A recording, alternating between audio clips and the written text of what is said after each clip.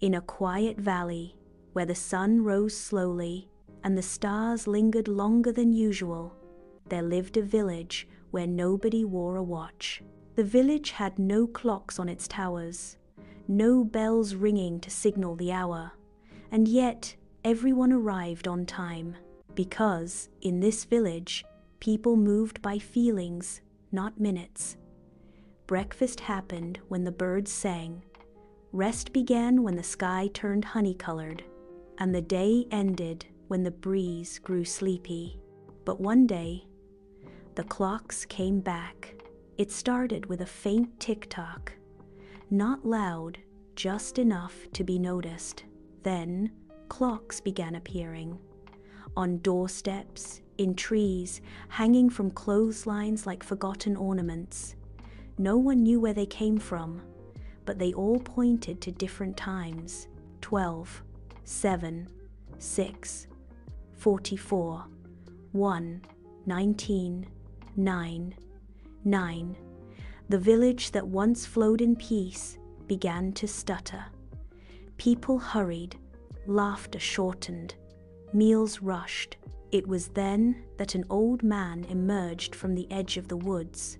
His name was Elof, the clockmaker, who had once fixed every timepiece in the land and then disappeared. Elof lived in a round cottage where time didn't matter.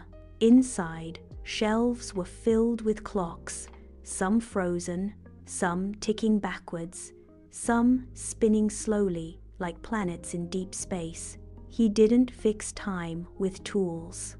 He listened to the hum behind the tick, to the silence between the seconds. When asked why the clocks had returned, he simply said, "Time has become tired. Too many have tried to own it. Now it wants to rest."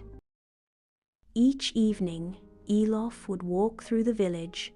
He didn't carry a toolbox, just a soft brush and a wooden tuning fork carved from a tree that only grew at night. He didn't silence the clocks. He calmed them. He touched their brass faces gently.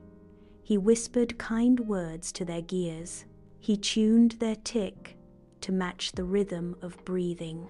And slowly, the village began to breathe again. One day, a child brought Elof a strange little pocket watch. "It only works when I'm sleepy," she said. Elof smiled and opened it. Inside was no ticking, only warmth. He held it to his ear and heard not a sound, but a feeling. It was the sound of letting go of rushing, letting go of deadlines, letting go of should have and have to, and next. He placed it on the highest shelf in his cottage, where time was softest. He called it the sleep clock. The clocks no longer demanded. They waited, they blinked, they breathed. Children played without checking the sun. Parents sat longer in gardens. Even the wind, it seemed, began to move more slowly. As for Elof, he never stopped walking the village. Not to fix time, but to remind it. You don't need to run, you don't need to tick. You are enough, just resting. That night, as stars melted into the sky, Elof placed his final clock on the windowsill. It ticked once, then paused, then began to hum a sound softer than breath, slower than sleep. The whole valley listened. Even the trees leaned in, even the moon stayed longer. And in that moment, time wasn't moving.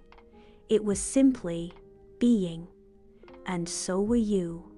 Still, safe, sleepy. You don't need to chase the clock. You don't need to be anywhere else. Let time rest. Let your thoughts drift. Let yourself be right here and sleep. Good night.